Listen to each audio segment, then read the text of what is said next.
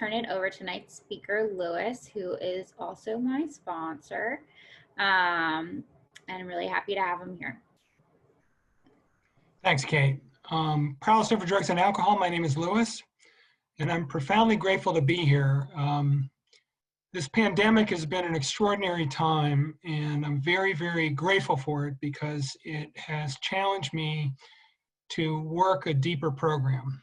And it's been a quiet time. And part of what the quiet time has given me is more of an appreciation for my family and the service of this program, as well as my higher power.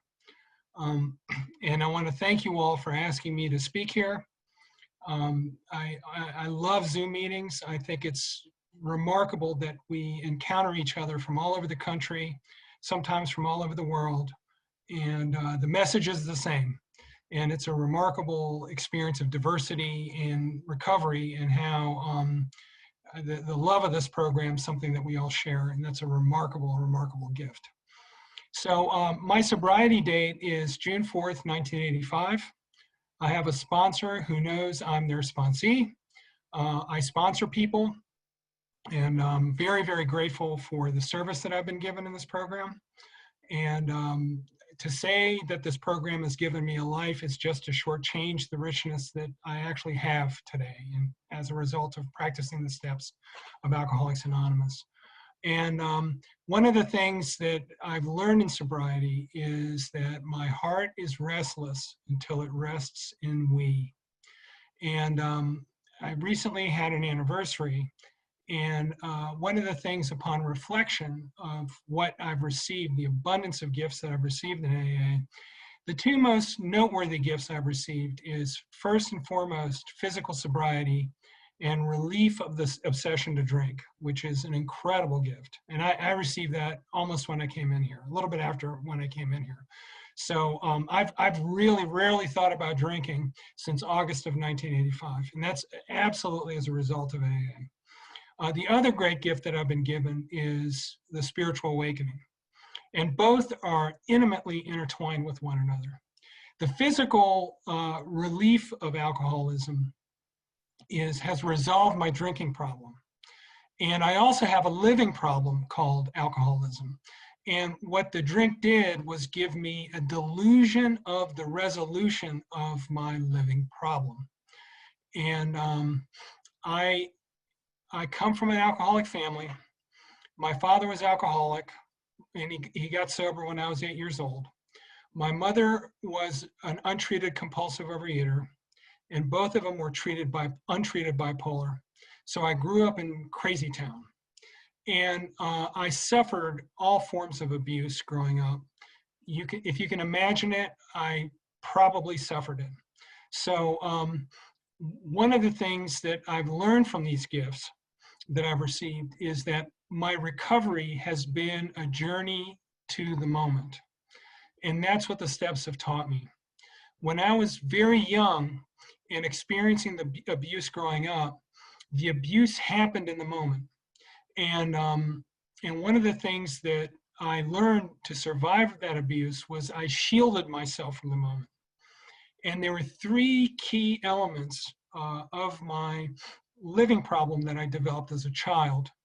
One is that as a human being, I yearned to belong, but because of my upbringing in an alcoholic family, I didn't know how to. The other thing that I craved, because my life was so unstable and so chaotic, was I craved stability. And the third thing that I also craved was comfort. And I came up with this belief that comfort is good and discomfort is bad. And so although I certainly experienced comfort as a child, I experienced far, far more discomfort than comfort. And one of the things also that I saw when I was young is that I am intense. I felt things and experienced things a lot more intensely than other people. So what would happen was I'd be in the playground with my friends or kids, and things would happen, and the kids themselves would have one reaction to them, but because of my intensity, I would react differently. And as a result, it was very, very hard for me to keep friends. And so I experienced a lot of peer abuse as well. My first addiction was with food. And what happened was, as a child, I suffered what they call a subdural hematoma, which is a brain injury. And after surgery, I was in despair because I recognized that my home life had no real comfort there. So I sought comfort in food. And I became fat early on and became the taunt of abuse of my peers. So with these three different cravings and this intense abuse that I experienced, when I was 11 years old, I met a group of people that came to me and said, let's party. And I had some inkling of what would happen because I saw people get drunk. And I recognized that the people that got drunk were having the kind of, their outsides were exhibiting a kind of life that certainly was very different than my insides. So I decided to go. I want to give this thing a whirl. So that night, I drank some bumpers of Colt 45 and smoked some grass. And immediately, I got this sense of belonging. I was inducted into a subculture of alcoholism and drug abuse.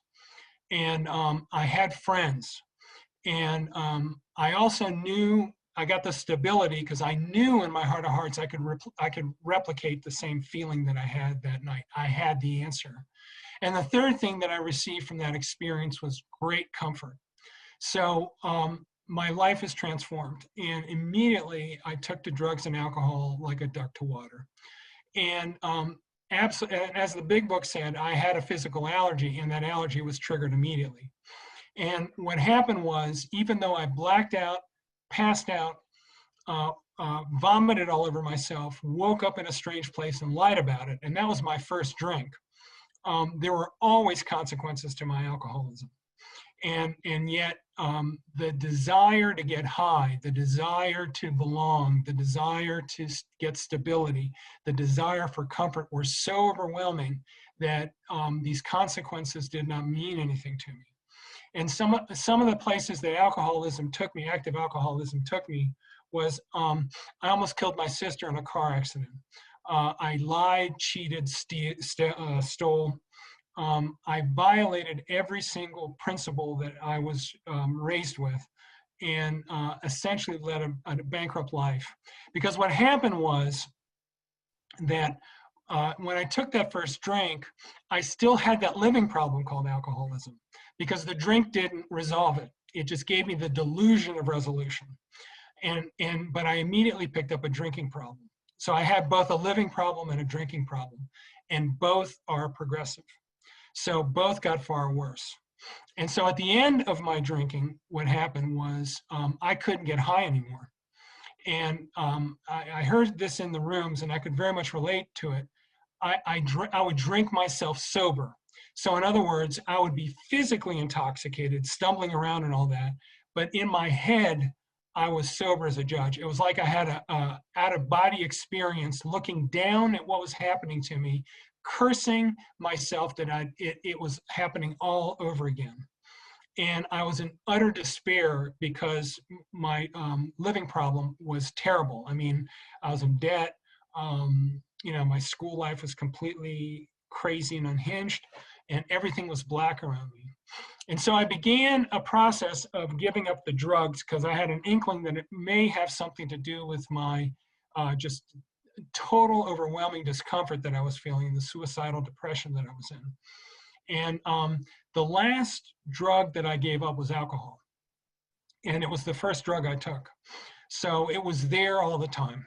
I drank all the time. And so what ended up happening was that I was told to go to rehab. And my thought was I would go to rehab and get a break from this horrible life that I had and get some rest and a vacation and clean up my head so that I could go back out drinking like a gentleman, something I'd never done before, but I could have a manageable life and drink. So I walked into this rehab, and the person that ended up being my therapist asked me, if I wanted to ask, if I was willing to ask for help. And what happened was I answered yes, and that was an honest answer. And I have to this day, I have no idea how or why that happened, but it did. And what ended up happening is that at that moment, my desire to drink was lifted. And that was August 4th of 1985, never to return by the grace of God in Alcoholics Anonymous. But the difficulty was that I was so full of self-pity, I thought my life was over. I had no idea the tremendous gift that I was given at that point in time, and that I was set free. Not only was I set free from the desire to drink, but I was given the keys to the kingdom, because what Alcoholics Anonymous is all about is asking for help and receiving the help. Like Bill says, that the hand of AA has to be there for all who ask for help. And it was for me. And so I left rehab and I started going to meetings, and went to meetings for a few days and felt better. And then I would stop going to meetings for a few days and feel a lot worse.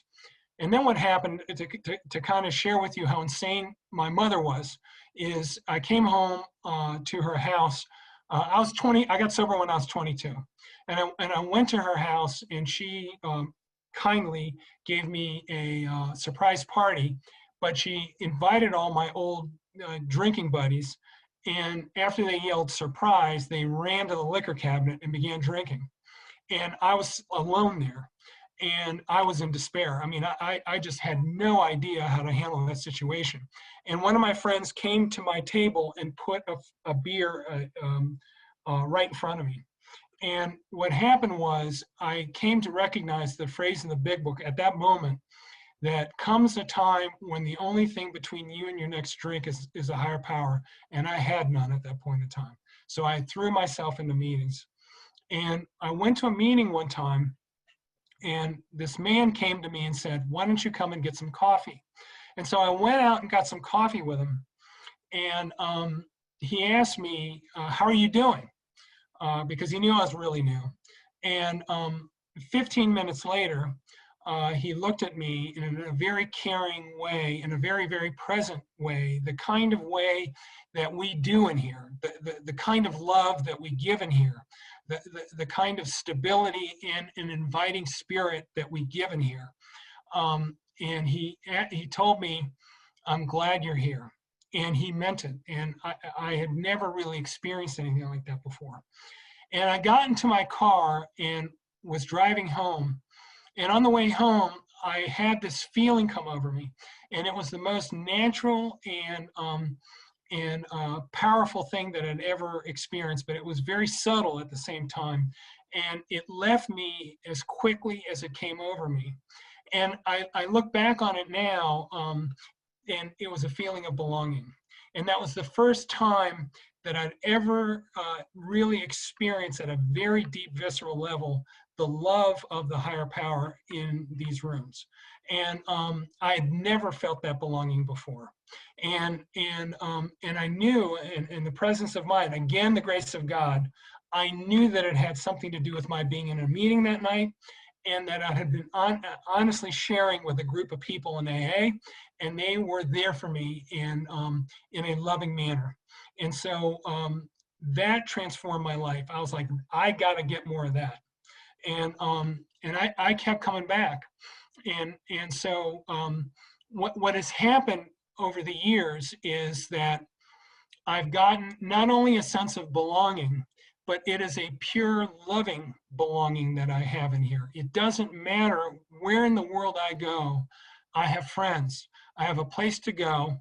I have people who love me and have people who want my best interest in mind. In other words, people who want me sober. I have stability in my life.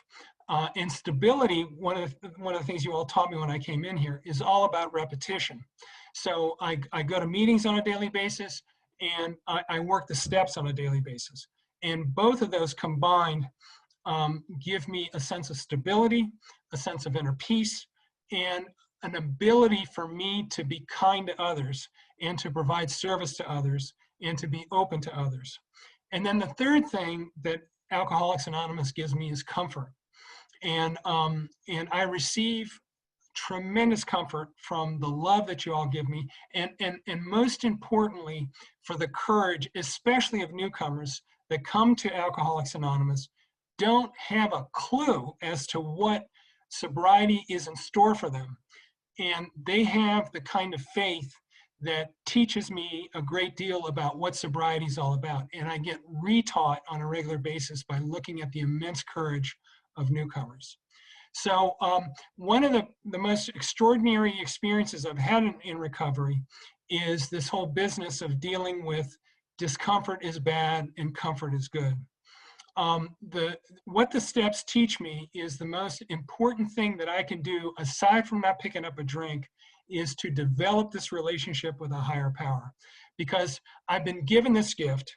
There is no way I would be alive today if it wasn't for Alcoholics Anonymous. And this higher power has not only given me the freedom of not drinking, but he's given me this extraordinary life. I've been with the same woman for 24 years. We've been married for, 26 years. We've been married for 24 years. I've got 2 16-year-old kids. I've got a career. I have a life beyond my wildest dreams. There is no way I could have wrapped my head around that when I came in here. I was barely surviving. And you all have given me this tremendous life. And what this higher power asks of me, and this is my moral moral objective of sobriety, is to be of service to others. And it's really a small gift that I can give, given the immensity of what I've been given. And one of the things about discomfort and comfort is that they're neither good nor bad. There are different ways of experiencing the higher power, because the higher power wants me as I am. And if I'm in a state of discomfort, that's what he wants. He wants me to be that way. He doesn't want who I think I am. He wants me as I am. And that's why the steps are so important, because because as I am is the way I can best provide service.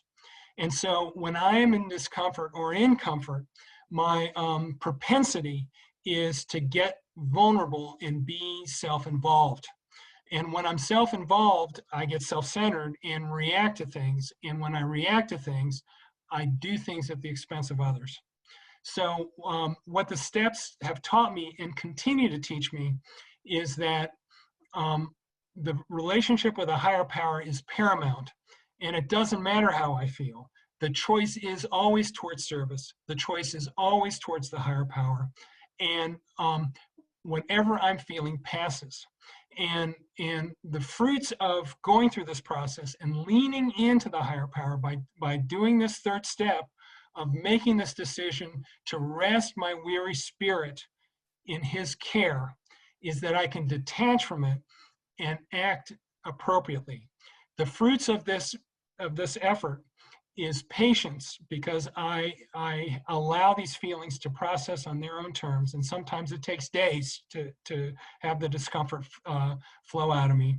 I learn prudence because I learn how to act appropriately through service.